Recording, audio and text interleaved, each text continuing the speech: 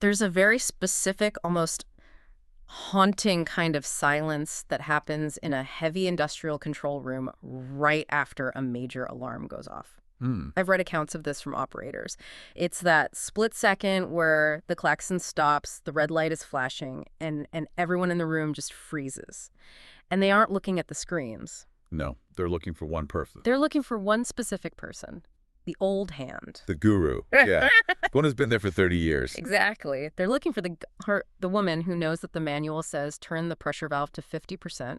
But this specific machine, it actually likes it at 40% because it's old and temperamental. That intuition, it's Yeah. invaluable. It's often the difference between a minor hiccup and a full-blown plant shutdown. Now imagine a world where you look around that room during an alarm and that person isn't there Mm. because they retired last Friday. And the person sitting in their chair is 24 years old and has only been on the job for like 6 months. That is the nightmare scenario. Uh-huh. And unfortunately, it's not hypothetical. It is the statistical reality facing almost every high-stakes industry right now. We're staring down the barrel of what the experts are calling the silver tsunami. The silver tsunami. It sounds almost poetic, doesn't it? But Yeah. the data we have for today's deep dive is just, it's absolutely brutal. It is. We're looking at up to 50% of experienced operators in high-stakes industries. So we're talking energy, utilities, chemical manufacturing, aerospace, Right. retiring within the next 5 to 7 years. 50%. That is half the brain trust. That is half the institutional memory of the entire power grid just walking out the door to go play golf. And here's the kicker. You can't simply hire your way out of that hole. You can hire bodies, sure. You can fill seats. Yeah. But you cannot hire 30 years of intuition. You can't hire the muscle memory of exactly how a valve feels when it turns or what a turbine sounds like right before it overheats. Which brings us to the core of today's deep dive. We have this massive stack of documents about a major launch from EON AI Ventures and EON Reality. Dropped on February 18, 2026. Yeah. They're calling it the EON Enterprise Hub. Yeah. Their pitch is, well, it's aggressive. It's remarkably aggressive. They're claiming they can solve this brain drain crisis not by finding new human experts, but by cloning the expertise itself using AI. And this is where my skepticism radar started just pinging wildly, because we hear AI changes everything pretty much every week. Of course. But the specific claim here is that they can compress training development from months to minutes. Months to minutes. It's a great tagline. It's a great tagline, but is it real? Because if I'm running a nuclear facility or a pharmaceutical plant, I don't necessarily want fast if it also means sloppy. Exactly. So today we're going to tear this apart. We need to understand how this Genesis engine actually works, whether an AI can genuinely conduct an oral exam. Which is a crazy feature we have to get to. It is. And we need to figure out if this is actually a solution or just, more tech hype. I think to understand if the solution is viable, we have to respect the complexity of the problem first. Right. You mentioned the silver tsunami, the retirement wave. Right. But the sources we have highlight a second factor that makes this so dangerous. Complexity. Okay, so it's not just that people are leaving, it's that the job itself is getting way harder. Precisely. Traditional training, the way we've done it for 50 years, it's linear. You read a PDF, maybe you sit in a classroom for a week looking at slides, you shadow a senior guy for 6 months. The classic follow Bob around and try not to touch anything method. Exactly. But in a modern high-stakes environment, Bob is retiring next month, and the manual, that manual is 800 pages long, and it changes every time a new regulation is passed. The sources call this the crisis of competency. We have new plants, strictly regulated standard operating procedures, or SOPs, and a workforce that just can't absorb the information fast enough by just reading. And the cost of failure here isn't, a bad quarterly report. It's physical. The documents mention lockout tagout failures specifically. For anyone listening who isn't in heavy industry, can you just clarify why that's such a big deal? Sure. Lockout tagout is a fundamental safety procedure. Before you stick your hand into a machine to fix it, you have to ensure the power is cut and the switch is physically locked. So no one else can turn it on. Right. It sounds simple, but in a complex system with backup generators, capacitors, hydraulic lines, knowing exactly which sequence to use to de-energize a machine is, well, it's life or death. And if the new guy reads the wrong version of the manual or just skims that paragraph? Catastrophe. You get arc flashes, crushed limbs, explosions. That's the gap EON is trying to close. They aren't trying to make better PDFs. They're trying to kill the PDF entirely. So let's look at the weapon they're using to kill it, the Genesis engine. This is the core technology in the whole announcement. Right. This is the mechanism behind that whole months to minutes claim. Okay, so walk me through the workflow. I've got a 300-page safety manual for a gas turbine. It's dense, it's boring, it's full of diagrams. I feed it to the Genesis engine. What happens? So it doesn't just read it like a text scanner.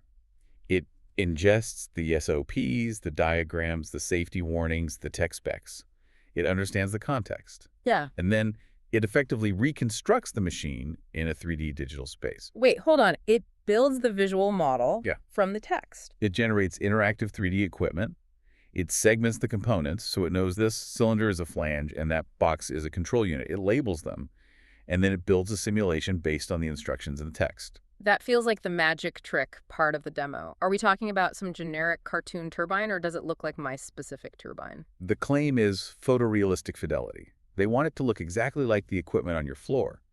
But the visual part, while it's impressive, it's not even the most important part. Okay. The most important part is what they call the update loop. Explain that. Why is the update loop so critical? Okay, so imagine a regulation changes today. Let's say a new environmental law requires a different venting procedure. Right. In the old world, you have to rewrite the manual, get it approved, reprint it, maybe hire a studio to reshoot a training video. That takes weeks, months even. And during those weeks, all of your training materials are technically wrong. You're out of compliance. Exactly. That is the compliance lag. You have a gap where the training doesn't match the law.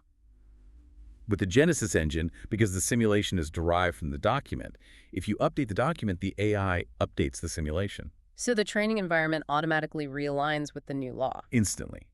It ensures that the truth in the manual is always the truth in the simulation. And that is massive for industries like pharma or nuclear, where an outdated procedure isn't just a mistake, it's a violation of federal law. Okay, so we have a magically generated 3D environment that stays up to date, that solves the content creation bottleneck. But just having a simulation isn't the same as teaching someone. I can download a flight simulator right now. That doesn't mean I can land a Boeing 747. Correct. A sandbox isn't a school. This is where we get into the pedagogy.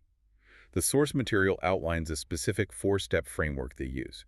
Show me, train, let me try, evaluate me. It sounds like a standard teaching method, but I'm guessing the devil is in the details. It is. Show me is an AI-guided walkthrough. It narrates the safety-critical elements. It's like having a tutor hover over your shoulder, pointing out the hazards, explaining the machine's flow. And then comes train. Train is the hands-on practice. But there is a critical feature here called safety gating. I found this fascinating because it fundamentally changes how people learn. I circled that term too. Safety gating. It implies a barrier. What is it stopping you from doing? Think of it like bowling with the bumpers up, but for survival. If you are in the simulation and you reach for the wrong lever one that would cause a pressure spike or a leak, the AI freezes the simulation immediately. It doesn't let you fail. It doesn't let you practice the failure. In a typical video game, you might run off a cliff, die, respawn, and run off the cliff again. Yeah, 10 times before you get it right. You might do that 10 times. EON's philosophy is that in high-stakes environments, you shouldn't even build the neural pathway of doing it wrong in the first place. That makes a lot of sense. If you repeat a mistake 10 times, you're basically memorizing the mistake. Exactly. With safety gating, it stops you, explains why that action was dangerous, and forces you to do it correctly. It gates the safety procedures so you can only build good muscle memory. You rehearse perfection. Then you move to let me try. The training wheels come off. No narration, no safety gates. You execute the task on your own. And finally, evaluate me, which records every hesitation, every error, every second of latency. And this leads us to the part of the document that I found the most, well, sci-fi, the verification phase. Because multiple choice tests are, well, they're garbage for this kind of thing. I can memorize that the answer is C, but that doesn't mean I can handle a steam leak. The industry knows this. A written test only proves literacy, not competency. EON calls their solution tri-modal competency verification. Fancy marketing speak. Break it down for us. So, mode 1 is the written test, standard knowledge check. Mode 2 is the performance test. Can you actually do the steps in the sim correctly and quickly? But mode 3, That's the one. mode 3 is the game changer, the oral exam. This is the one I really want to dig into, an AI oral exam. I mean, are we talking about a chatbot asking you, what is the capital of France? Or is it something deeper? Oh, it's significantly deeper. Yeah. You're wearing the headset or you're looking at the tablet, and the AI begins to interview you about what you just did. So it's not just listening for keywords or something. No, the source material says it gauges understanding. It asks follow-up questions based on your specific performance in the simulation. Give me an example. How does that actually work? Okay, so let's say during the let me try phase, you checked a pressure gauge, but you did a little too quickly. Maybe you just glanced at it for half a second. Right. The AI logs that. Then, in the oral exam, it might ask you, walk me through why you checked the pressure gauge at step 4. What would happen if the reading was 10% higher? Wow. So it's interrogating your logic. It saw you rush, and now it wants to know if you actually read the gauge or if you were just, going through the motions. Precisely.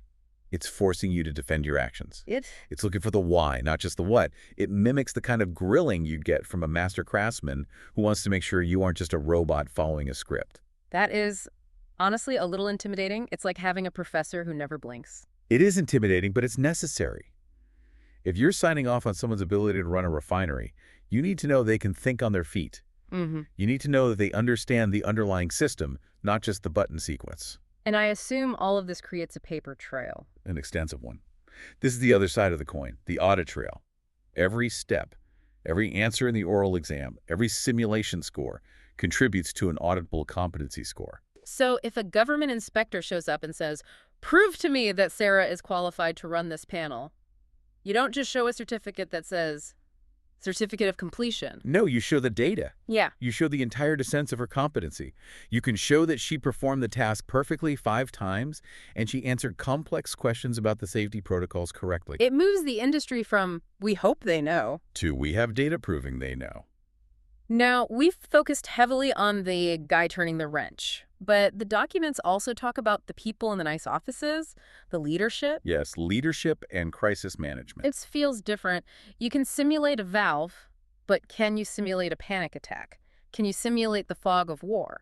You can simulate the conditions that cause one. The EON Hub creates disaster scenarios, pipeline bursts, cyber attacks, regulatory raids. It puts executives into a simulation where they have to make decisions under extreme time pressure. And there's a feature here called whisper coaching, which sounds like a spy gadget from a Mission Impossible movie. It's a real-time advisory system. Imagine you're the incident commander in a simulation. The reactor temperature is spiking, the phone's ringing, you're freezing up. The AI whispers, either visually on screen or through audio prompts or considerations. Like, have you considered venting the auxiliary tank? Or warnings. It might say, if you vent now, you violate EPA Code 4. If you wait 2 minutes, you risk structural failure. It presents the dilemma and forces a choice. It acts like a super intelligent advisor sitting on your shoulder. That's fascinating. It's training judgment. It's helping you practice how to weigh bad options against worse options. Then afterwards, it shows you the branching consequence tree. Yeah. This is really cool. You get to see the alternate realities. Like a choose your own adventure book. Exactly. It shows you chose option A and 10 people got hurt. If you had chosen option B, the equipment would be ruined, but everyone would be safe. It lets leaders visualize the domino effect of their decisions without actually destroying the company. That is a harsh lesson, but much better to learn it in a headset than on the evening news. Precisely. They even map this out on what they call radar graphs to evaluate your soft skills, decisiveness, risk tolerance, adaptability. It's trying to quantify leadership qualities that are usually very subjective. I want to pivot to logistics for a second. Because usually when we talk about VR and 3D simulations, there's a huge hardware barrier.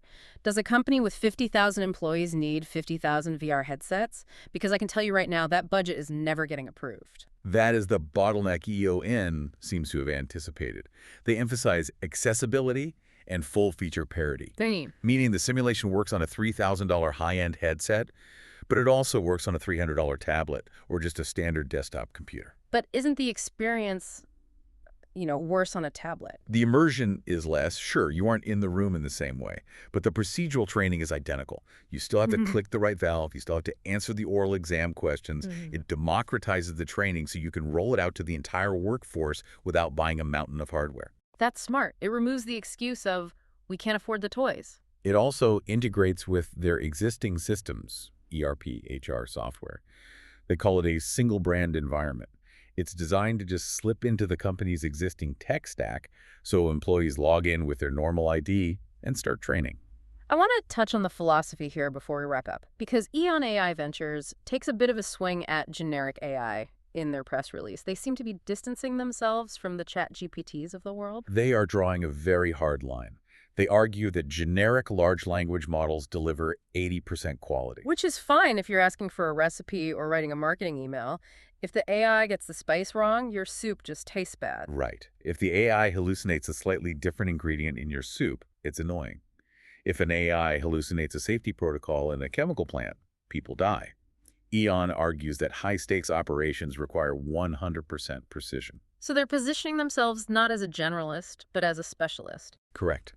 They are building spatial AI, specifically for the industrial context. They are betting that enterprises don't want a jack-of-all-trades AI. They want a master of their specific trade. They want an AI that knows the difference between a gate valve and a globe valve, not one that can write a haiku about them. It really feels like the industrialization of wisdom. That's the term we keep coming back to, digitally preserved institutional memory. It's capturing the ghost in the machine before it retires. So, boil it down for the listener. Why does this all matter? If I'm not a plant manager, if I'm just a regular person, why should I care about the EON Enterprise Hub? Because the world you live in, the lights turning on when you flip the switch, the Amazon packages arriving on time, the medicine being manufactured safely, all of that relies on a surprisingly small number of experts keeping very complex, very dangerous machines running. And those experts are leaving. So this isn't just about corporate training. This is about reliability. It's about operational confidence, as Dan Ligiskar, the chairman of EON, put it. It's about the confidence that the systems which underpin our society won't fail just because the guy who knew the secret knock retired. It moves us from, I hope Bob taught the new guy, to the system has verified that the new guy knows what he's doing. Exactly. In high-stakes industries, hope is just negligence in disguise. You can't run a power grid on hope. That's a powerful takeaway. But I'm still stuck on one thing, that oral exam. The AI professor. The AI professor. Yeah. It brings me to my provocative thought for the day. We've spent this whole time talking about how humans are the experts and the AI is just the tool to capture that expertise. Right. We feed the manual to the AI builds the world. But if the AI reads the manual, builds the world, teaches the human, and then judges the human. Who's really in charge? Right. If the system is the one determining if you are competent enough to even touch the machine, are you the operator? Or are you just the biological hands that the AI is using to do the work it can't physically do yet? That is an uncomfortable question. Are we the masters or are we the peripherals? If the AI understands the why better than we do, maybe we're just the execution arm. Something to think about next time you have to pass an I am not a robot test online. Indeed. It blurs the line between tool and teacher. That's it for this deep dive into the EON Enterprise Hub. Thanks for listening and keep your safety manuals updated. Stay safe out there.